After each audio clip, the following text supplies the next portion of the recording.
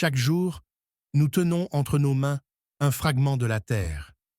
Dans nos téléphones, nos ordinateurs, nos consoles de jeux. Un minerai discret, mais indispensable, le coltan. Derrière cet élément, une histoire de puissance, de souffrance et de survie. Bienvenue dans le monde caché du coltan, l'or noir des nouvelles technologies. Le coltan est un mélange de colombite et de tantalite.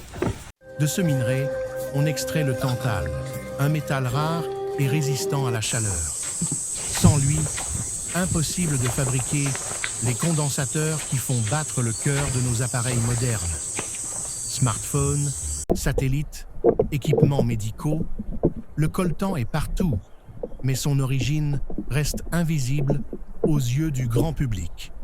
On trouve du coltan sur plusieurs continents. Le Brésil, l'Australie, le Canada en produisent. Mais c'est en République démocratique du Congo que se cache la plus grande part des réserves mondiales. Là-bas, le coltan est une bénédiction et une malédiction. Dans l'est du Congo, des milliers de mineurs travaillent chaque jour dans des conditions extrêmes. Armés de simples pelles et de bassines, ils extraient le précieux minerai au prix de leur santé, parfois de leur vie. Certains sont des enfants.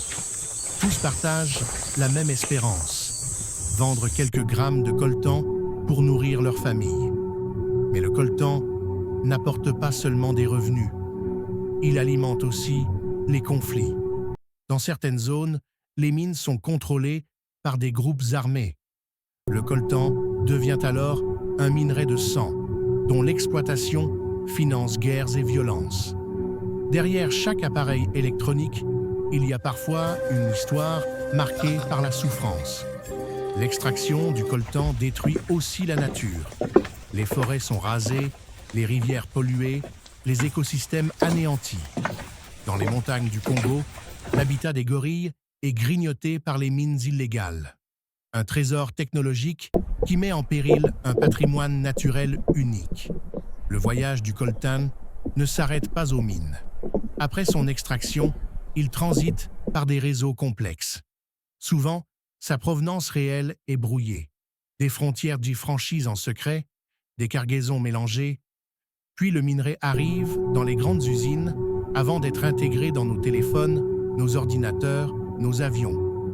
Un commerce mondial où la transparence est encore un mirage. Face à ce constat, des solutions émergent. Recyclage des vieux appareils, traçabilité par blockchain, certification des minerais sans conflit. Dans certains villages congolais, des initiatives locales tentent de redonner espoir. Mais ces efforts restent fragiles face à la demande mondiale toujours croissante. Le coltan est au cœur de nos vies modernes. Mais son extraction pose une question essentielle. Jusqu'où sommes-nous prêts à aller pour nos technologies?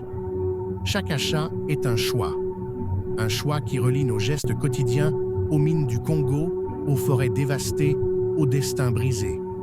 L'histoire du coltan est l'histoire de notre monde globalisé. Et demain, c'est à nous de décider comment elle s'écrira.